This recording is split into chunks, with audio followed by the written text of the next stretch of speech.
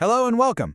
Today, we're going to talk about something that's truly one of life's most sacred gifts, friendship. And it can be this incredible source of joy, right? But it can also be a source of real challenge, even pain.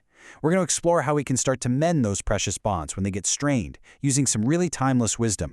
So where do we even start? Well, let's turn to the wisdom of the Old Testament from the book of Proverbs. It says, "A friend loves at all times, and a brother is born for a time of adversity." Just think about what that's really saying. It's so powerful. A friend loves at all times.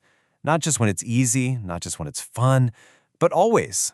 This right here, this is our foundation. So what does a verse like this really do?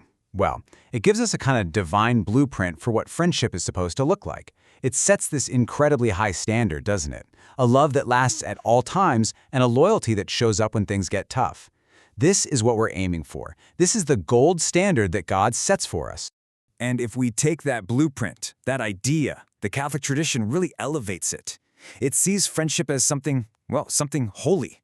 Our bonds with our friends are meant to be a mirror of Christ's own loyalty and his incredible love for us. In other words, when people see our friendships, they should get a little glimpse of how Christ loves. That's the goal. Okay, but let's be real. We all know it doesn't always work out that way. As beautiful as that ideal is, we live in a fallen world. And in this world, even those bonds that feel so sacred, they can get damaged, they can fracture. It's just a heartbreaking part of being human. And it leads us to this really tough question. So why? Why do these incredible bonds break? I think we've all been there. We've all asked that question. The reasons, man, they can be anything, right? A misunderstanding that spirals, a bit of pride, maybe just neglect over time. And the pain is so real. But here's the beautiful thing. Our faith doesn't just leave us there, stuck in that hurt. It actually gives us a roadmap, a path to start walking toward healing and reconciliation. It shows us that we have a part to play, a responsibility in this mending process. So what does that path look like? Well, it really breaks down into two key steps. First, it's an inside job. It's about deciding to embody Christ's loyalty, to choose to be steadfast, even when everything in you wants to walk away. And then there's the action step, seeking repair through dialogue, actually having the conversation. Now, let's talk about that dialogue piece, because that's our part. That's the human part of the equation. And it's not just about getting your point across, is it? It's about being the one to open the door, to really listen, and to make that first move. That's the hard work that we have to do.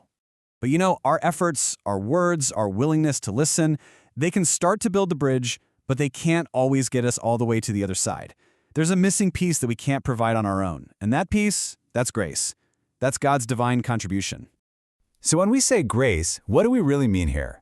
Well, it's that divine help that God freely gives us. It's the supernatural strength you feel when you manage to forgive someone, even when you thought you couldn't. It's the healing that goes deeper than just a simple apology. It's God's power working in our lives to fix what we can't fix ourselves. And how do we invite that grace in? Sometimes it's as simple as just asking. Prayer is so powerful. If you feel comfortable, you can join me in this simple prayer. Faithful friend, heal my broken friendships with your grace. Amen. So if you take one thing away from our time together, let it be this. Mending friendships isn't a solo act.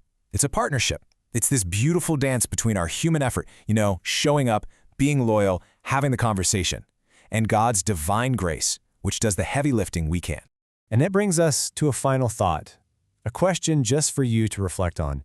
As you think about this partnership, this mix of your effort and God's help, I want you to quietly ask yourself, which friendship, right now, is grace calling you to mend?